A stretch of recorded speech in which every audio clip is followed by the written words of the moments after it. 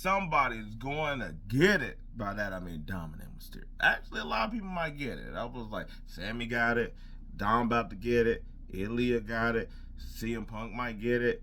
I was like, Drew, well, no, they're not gonna let that happen. So a lot of people might end up getting it. I mean, still not. I was like, look, at least those are fights. I was like, Dom, that just seems like more like a shaman. Cause I was like, the big bad mommy came back through, and she didn't wreck shop, but she made it known that Dom about to get his thing on. Yeah, that was the whole thing. That's I was like gonna have to see what happened after the show, because I like she picked up the microphone and it was like, all right, normal televised stuff. Anyway, let's go to the big ending, because the beginning also started out pretty hot. CM Punk popped out, and you know once he pops out, everybody got to go into chant mode. And as soon as that happened, he basically is telling like Drew, there's consequences to your actions. So every time you do something to me, you don't think that I'm gonna come back and get my lick back. I basically WrestleMania, when you thought that you might be champ, but you didn't. I was like, number one contendership when you thought you had a shot, but you didn't. I was like, when you gonna cash in and you thought you had a title, I was like, you thought you gonna get that title, but you won't. Basically, no matter what, hey, I'm always gonna be there. Then, as soon as he basically is saying like, hey, he gotta do what he gotta do. Seth, I was like, he wanted Adam Peirce to come out and to lift up the suspension so that him and Drew can either fight, get it over with in some form. Well, Seth comes out, and while he's on commentary, he's like, oh my God, we're gonna be here forever. I was like, they're gonna be such a long walk. They gotta do the whole singing thing. As if CM Punk doesn't take a long time to get out there with his whole thing as well. But basically, Seth comes out and is like, hey, I got a problem because all this stuff that you talking about with Drew affected me. You ain't the center of the universe, dude. Like, just because whatever you doing, fine, do you. You want to do stuff over here, fine, go ahead. But once it starts coming at me, we got problems. And so CM Punk is over here, biting his lips, like kind of like turning back and forth of like, contemplating basically apologizing. Because that's not something that he does, as Seth Rollins says.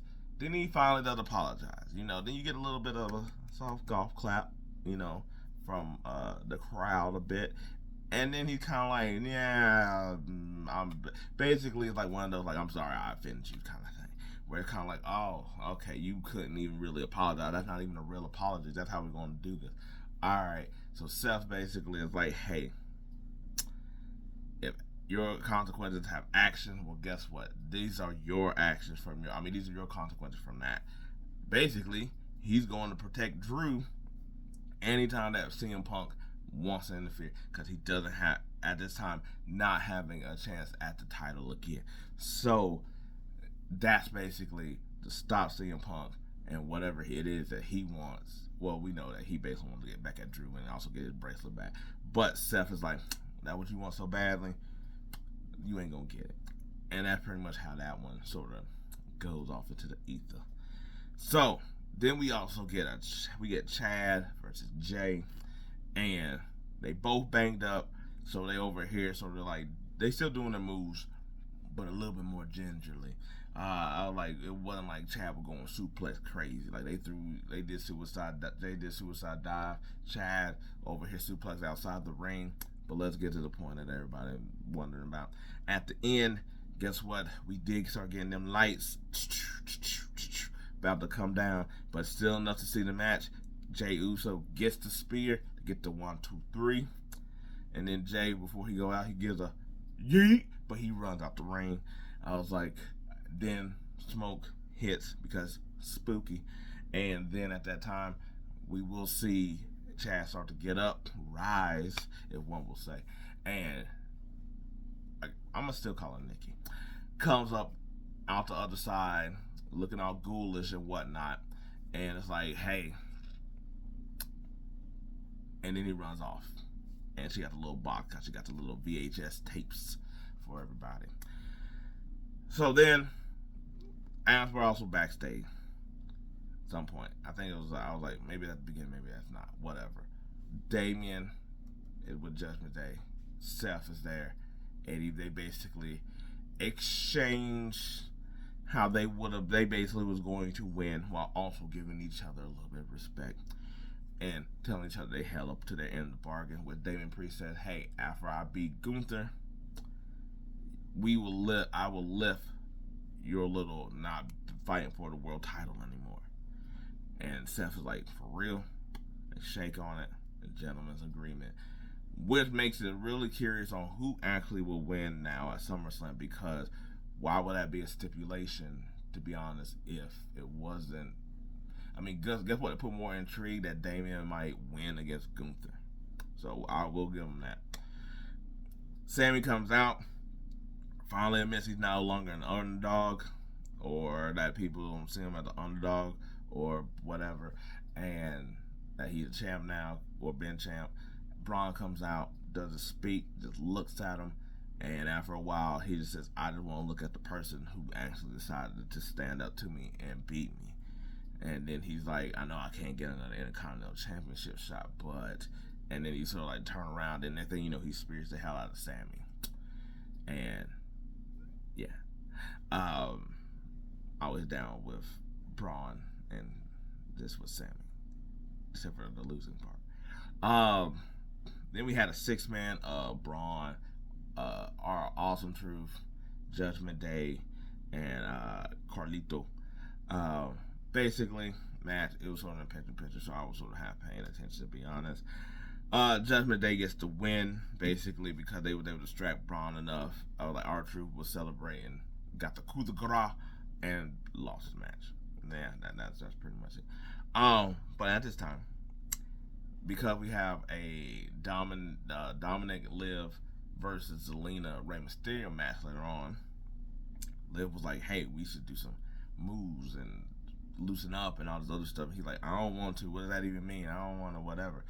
So he falls back on the couch. Liv gets leg up, doing a little stretchy stretch, except for that's not how it gets to look from everybody's point of view. So Damien walks in, just staring.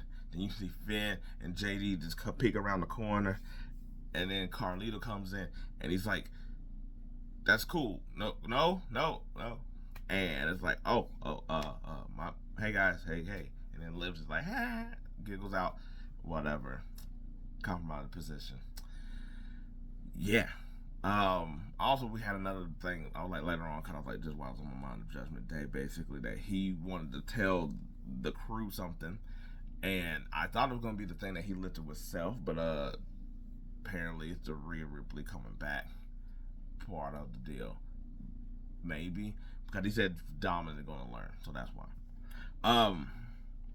Then we got an Uncle Howdy, where he basically is saying he has taken all these people in because they needed a place to go. I'm the one that saved them, and everybody's going to know who we are. Just to sum it up, I was like, I might do a separate thing because I've been liking the Uncle Howdy stuff. Oh yeah, because Bron was over here beating the hell out of Sami, Ilya was like sort of came out to sort of save him. So therefore, we're getting this match, and I will say that Ilya is a guy built on intensity, but that does not seem to that seems like it's really bumping heads in a way that's not working with Bron. It doesn't work with Bron. It's really more I was like, is it oil and water? No, I was like, cause they got good chemistry. Two magnets, where they just all the time. I don't know, but I was like, as much as Ilya was doing stuff, and from their first match where it was like sort of like even on the match, this was really just like Bron really not selling anything that Ilya really got to give him. Ilya trying or whatnot. And not like he doesn't get in often, but Bron is just over here just like, man, get your little ass off me. To the point that basically he got like some gash on his hand, on his leg, but they're outside and he just I was like, Bron just throw the chair at him because I feel like he's just tired of it. Because I was like, Ilya's really just annoying to somebody like Bron than being like intensity, toughness, that kind of thing. And that basically DQ'd the match. And at that point, he just sort of he spears. He was about to spear Ilya. Sami trying to come out. And Sami does a little bit of fighting, but guess what? He spears Sami. Basically takes him out. About to do the run around spear. Ilya pops up or whatever. No, he throws. I was like, he eventually throws Sami over the announce table. I was like, Ilya comes out or something like that. I don't really remember. I just do it with just chaos, and I was just hoping for spears, and I didn't really get speared. I really just sort of got Bron throwing both of them over the announce table, standing up here, out here. So my bad on that little confusing part. I was just over here like, no spears. Okay, I'm gonna just go back to just doing what I was doing. Then we got Damage Control versus Kaden, Katana, and Lyra. Yeah, I was like, fun match. Basically, trying to get Damage Control back to their strength, basically their strong side. They came out to win. More thing that I found away from it, was really the fact that all of a sudden Zoey and Shayna comes in. Not whatever, that's cool. Tag team stuff. Sonya Deville joins them, and then they just start wrecking shop. And I'm not gonna lie, this is the most intimidating I've sort of seen them be. Like Zoey and Shayna, I know they're supposed to be tough guys, tough women, tough gals in this situation or whatnot. But they always just come off as just like, oh, okay, cool. But with Sonya, I don't know, it would seem like a little more presence to them. And her with her fighting background, I was like, of course, Shayna with her stuff. I don't know if Zoey got anything like that in her bag. I know she's badass, but I was like, I don't know if she got anything like that in her bag. But compared to the rest of the women's roster, they fit together in a way that I'm like, okay, cool. I was like, Sonya Deville's a lot more interesting. She can also talk. That I don't think that the other two have that gravitas in that type of way. And I'm like, okay, cool. If we're getting this faction, this stable, then I'm totally down with it. They should go backstage and they're like, hey, we're going to shake up this whole roster. Then you got the women's tag team coming here, Aladon and Alba Fire. And I'm like, okay. Now a lot of this stuff is a lot more interesting with the women on this scene of Raw. Because I was like, if that's going to be the three with the Katana and Kaden and Lyra, Damage Control, then you got Sonya Deville and whatever that's going to be. And the tag team's gonna might find a third one, but you got these factions, you got these women all beefing, down for it. Last but not least, we got the main event: Dom, Zelina, Rhea, Liv. I don't know why I went out of order. There's a lot of 3-letter names here. No, I mean Zelina's the outlier, but anyway. So I was like, fun match, because I was like, mixed tag is always could be a little funky because the women can hit the dudes, but it can't be the other way. So some of this stuff is going to be a little wonky or whatever. But basically, Liv got the win for Dom because she basically made the dad Rhea fall on his crotch onto the rope. Frog splash for Dom. Cool. Liv is all up on them, celebrating, straddle them. They fall, and it looks like, as they're there, Dom actually starting to get into it, and then that's when we hear brutality come through the speakers, and she just over here, and I was like, she wasn't running, because I was like, I felt like she wasn't going to come in here and just start whooping ass. Liv gets the hell out of Dodge, and literally starts going out the arena, while Dom is there just looking like a puppy that pooped in the house. Not just in the house, but after he done already pooped in the house, did it again. And she just basically got up in his face and like I'm back. Look at me, I'm back. Had a microphone. See how that goes. But yeah, serious stuff gonna be. I was like, I don't know if she's fully cleared. The way she sort of was walking up to the ring sort of seemed like it's one of them appearance things more so than ready to wrestle.